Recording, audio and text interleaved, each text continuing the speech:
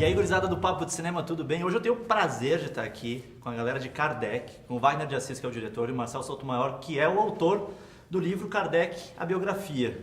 Eu gostaria de começar perguntando para ti, Marcel, antes de falar com o Wagner, antes de entrar no filme propriamente dito, como é que foi para ti esse processo de ver o livro se transformar em dramaturgia e agora tu olhar esses personagens, tu vê isso, né, cinematograficamente ali? Como é que foi esse processo para ti? A gente estava desde o início juntos, na elaboração do roteiro, conversando sobre história, então foi muito tranquilo esse processo. Agora, a emoção de você ver, eu vou te resumir numa história só, Claro. que foi a primeira vez que eu vi o Kardec na minha frente, na pele do Leonardo Medeiros, totalmente caracterizado. Foi na sequência de lançamento do Livro dos Espíritos. Então eu saí para ir ao lançamento do Livro dos Espíritos, que é a obra fundadora do Espiritismo. Chego num salão lindo, lindo, lindo. Vem o Kardec de cavanhaque, uma postura bem firme, ereta, se aproxima de mim. Prazer. Aí eu brinquei assim, depois eu fiquei brincando assim, se eu tivesse tido algum bom humor, eu teria falado, e aí, leu meu livro, gostou? Tem alguma correção para fazer? Mas na hora eu fiquei tão impactado que eu só fiquei, é ele, né? 150 anos depois, tá ele vivo aqui de novo. Então é emocionante. E Wagner, tem uma coisa que chama muito atenção nessa encenação, porque o filme é muito suntuoso, né? Existe uma suntuosidade ali que é muito visível. E eu fiquei particularmente curioso porque tu faz uma recriação ali de uma Paris que não existe mais. Eu queria que tu falasse um pouquinho sobre isso, sobre esse processo que deve ter sido muito trabalhoso. Esse talvez tenha sido, junto de contar bem a história, o maior desafio do filme, né? Reproduzir essa época tão fortemente, uma época que não existe mais nem em Paris. Então nós fomos filmar em Paris e as escolhas foram direcionadas para lugares em que nós pudéssemos registrar. E claramente a gente ia precisar do computador para nos ajudar, né? Da inserção de efeitos visuais.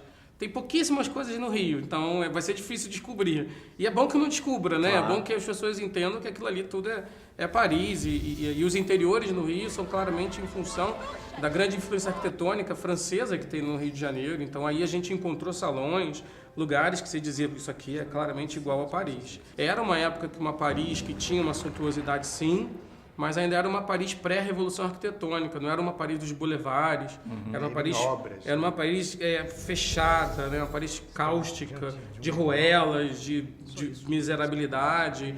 Então acho que isso tudo ajudou a contar um pouco também o ambiente em que esse homem viveu. Os senhores estão querendo dizer o que é um telégrafo do além? Isso seria um B.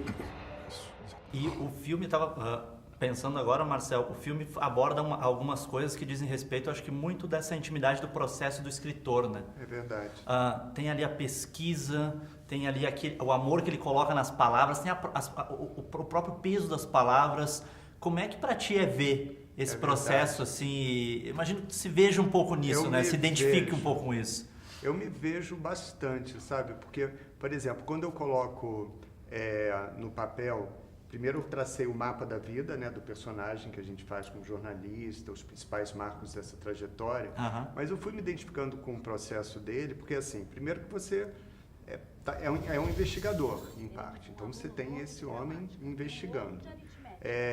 Ele é também um contador de história, porque está ele então organizando as ideias que vêm dessa investigação e depois divulgando essas ideias, reunindo num livro. Aí eu me identifico com ele nesse ponto e me identifico com ele porque qual é o teaser, mais ou menos, assim? A pergunta que eu coloquei no papel, assim, desde o início, né? Ele era um professor cético na França do século XIX. Aos 53 anos, ele muda de vida e de nome para dar voz aos espíritos. Como explicar essa transformação? Né? Então eu, quando me confronto, por exemplo, com o mistério, né, do vida e morte e tal, eu estou, em parte, seguindo esse movimento que ele se permitiu fazer depois de 50 anos. Eu não sei se eu quero fazer parte disso.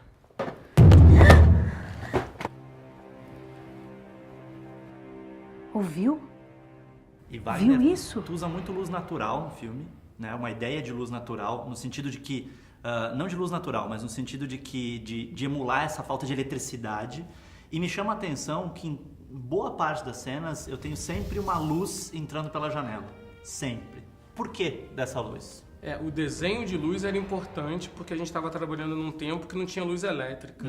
Então as fontes de energia eram a luz do sol e a luz das velas. A gente começou a entender que esse filme é sair da luz da vela para encontrar a luz do sol, do ponto de vista do que aconteceu com o personagem.